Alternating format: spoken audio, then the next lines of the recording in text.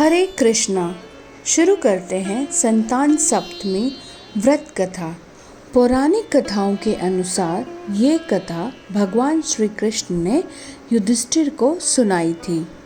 तो कहते हैं, एक दिन महाराज युधिष्ठिर ने भगवान श्री कृष्ण से कहा, हे प्रभु, कोई ऐसा उत्तम व्रत बतलाइए जिसके प्रभाव से मनुष्यों के अनेकों सांसारिक कलेश दुख दूर होकर वे पुत्र एवं पुत्रवान हो जाएं।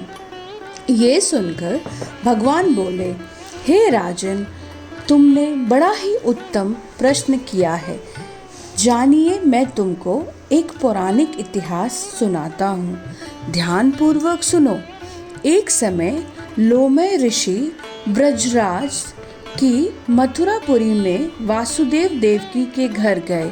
ऋषिराज को आया हुआ देख करके दोनों अत्यंत प्रसन्न हुए तथा उनको उत्तम आसन पर बिठाकर उनका अनेक प्रकार से वंदन और सत्कार किया। फिर मुनि के चरणोदक से अपने घर तथा शरीर को पवित्र किया। वो प्रसन्न होकर उनको कथा सुनाने लगे। कथा के कहते रोमस ने कहा कि हे देवकी, दुष्ट दुराचारी पापी कंस ने तुम्हारे कई पुत्र मार डाले हैं, जिसके कारण तुम्हारा मन अत्यंत दुखी है। इसी प्रकार राजा नहुष की पत्नी चंद्रमुखी भी दुखी रहा करती थी, किंतु उसने संतान सप्तमी का व्रत विधि विधान सहित किया, जिसके प्रताप से उनको संतान का सुख प्राप्त हुआ। ये सुनकर देवकी ने हाथ जोड़कर मुनि से कहा, हे ऋषिराज, कृपा करके रानी चंद्रमुखी का संपूर्ण व्रत तथा इस व्रत को विस्तार सहित मुझे बतलाइए, जिससे मैं भी इस व्रत से छुटकारा पाऊं। लोमय ऋषि ने कहा, हे देवकी, अयोध्या के राजा नहुष थे। उनकी पत्नी चंद्रमुखी अत्यंत सुंदर थी। उनके नगर में विष्णु गुप्त नाम का एक ब्राह्मण रहता था। उसकी स्त्री का नाम भद्रमुखी था। वो भी अत्यंत रूपवती सुंदरी थी। रानी और ब्राह्मणी में अत्यंत प्रेम था। एक दिन वो दोनों सरयू नदी में स्नान करने के लिए गई। वहां उन्होंने देखा कि अत्यंत बहुत सी स्त्रियां सरयू नदी में स्नान करके निर्मल वस्त्र पहनकर एक मंडप में शंकर एवं पार्वती की मूर्ति स्थापित करके पूजा कर रही थी। रानी और ब्राह्मणी ने ये देखकर उन स्त्रियों से पूछा कि हे बहनों, तुम ये किस देवता का किस कारण से पूजन व्रत आदि कर रही हो? ये सुन स्त्रियों ने कहा कि हम संतान सप्तमी का व्रत कर रहे हैं। हमने शिव पार्वती का पूजन चंदन अक्षत आदि से किया है। ये सब इसी पुनीत व्रत का विधान है। ये सुनकर रानी और ब्राह्मणी ने भी इस व्रत के करने का मन ही मन संकल्प किया और घर वापस लौट गई।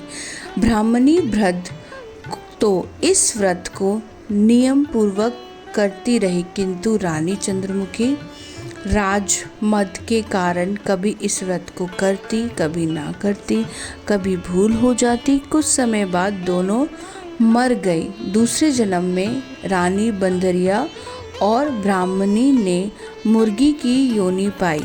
ब्राह्मणी मुर्गी की योनि में भी कुछ नहीं भूली और भगवान शंकर तथा पार्वती जी का ध्यान करती रही। उधर रानी बंदरिया की योनि में भी सब कुछ भूल गई और थोड़े समय के बाद दोनों ने यह देह भी त्याग दिया। अब इनका तीसरा जन्म मनुष्य योनि में हुआ। उस ब्राह्मणी ने एक ब्राह्मणी के यहाँ कन्या के रूप में जन्म लिया। उस ब्राह्मण कन्या का नाम भूषण देवी रखा गया तथा विवाह गोकुल निवासी अग्निशील ब्राह्मण से कर दिया गया। भूषण देवी इतनी सुंदर थी कि वह आभूषण रहित होते हुए भी अत्यंत सुंदर लगती थी। कामदेव की पत्नी रति भी उनके सम्मुख लजाती थी। भूषण देवी के अत्यंत सुंदर, सर्वगुण संपन्न, चंद्रमा के समान, धर्मवीर, कर्मनिष्ठ, सुशील स्वभाव वाले 8 पुत्र उत्पन्न हुए। यह सब शिवजी के व्रत का पुनीत फल था। दूसरी ओर शिव विमुख रानी के गर्भ से कोई भी पुत्र नहीं हुआ। वो निसंतान दुखी रहने लगी। रानी और ब्राह्मणी में जो प्रीति पहले जन्म में थी वो अब भी बनी रही। रानी जब वृद्ध अवस्था को प्राप्त होने लगी तब उसके गूंगा, बहरा तथा बुद्धिहीन अल्प आयु वाला पुत्र हुआ। वह 9 वर्ष की आयु में इस क्षण भंगुर संसार को छोड़कर चला गया। अब तो रानी पुत्र शोक में अत्यंत दुखी व व्याकुल रहने लगी। देवयोग से भूषण देवी ब्राह्मणी रानी के यहाँ अपने पुत्रों को लेकर पहुँची। रानी का हाल सुनकर उसे भी बहुत दुख हुआ, किंतु इसमें किसी का क्या वश। कर्म और प्रारब्ध के लिखे को स्वयं ब्रह्मा भी मिटा नहीं सकते। रानी कर्मच्युत भी थी, इसी कारण उसे दुख भोगना पड़ा। इधर रानी पंडितानी के इस वैभव और 8 पुत्रों को देखकर उससे मन में ईर्ष्या करने लगी तथा उसके मन में पाप उत्पन्न हुआ। उस ब्राह्मणी ने रानी का संताप दूर करने निमित्त अपने 8 पुत्र रानी के पास छोड़ दिए।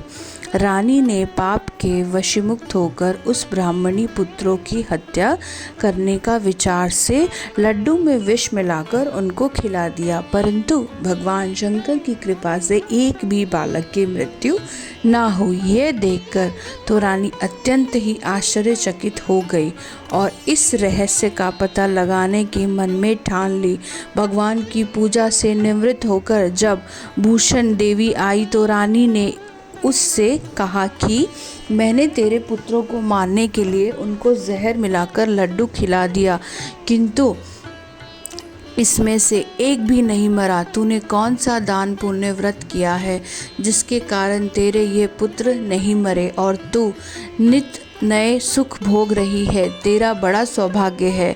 इनका भेद तू मुझसे निष्कपट होकर समझा। मैं तेरी बड़ी ऋणी रहूंगी। रानी के ऐसे दिन वचन सुनकर भूषण ब्राह्मणी कहने लगी, सुनो, तुमको 3 जन्म का हाल कहती हूँ, सो ध्यान पूर्वक सुनना। पहले जन्म में तुम राजा नहुष की पत्नी थी और तुम्हारा नाम चंद्रमुखी था, मेरा भद्रमुखी था और ब्राह्मणी थी। तुम अयोध्या में रहते थे और मेरी तुम्हारी बड़ी प्रीति थी। एक दिन तुम दोनों सरयू नदी में स्नान करने गए और दूसरी स्त्रियों को संतान सप्तमी का उपवास, शिवजी का पूजन अर्चन करते देख कर हमने इस उत्तम व्रत को करने की प्रतिज्ञा की थी, किंतु तुम सब भूल गई और झूठ बोलने का दोष तुमको लगा, जिससे तू आज भी भोग रही है। मैंने इस व्रत को आचार विचार सहित नियम पूर्वक सदैव किया और आज भी करती हूँ। दूसरे जन्म में तुमने बंदरिया का जन्म लिया था। मैंने मुर्गी की योनि में भगवान शंकर की कृपा से इस व्रत के प्रभाव तथा भगवान को इस जन्म में भी ना भूली और निरंतर उस व्रत को नियम अनुसार करती रही। तुम अपने बंदरिया के जन्म में भी इस व्रत को भूल गई। मैं तो समझाती हूँ कि तुम्हारे ऊपर ये तो भारी संकट है, उसका एकमात्र ही कारण है और दूसरा कोई इसका कारण नहीं हो सकता। इसलिए मैं कहती हूँ कि तुम अब संतान सप्तमी के व्रत को विधि पूर्वक करो, तुम्हारे सारे संकट दूर हो जाएंगे।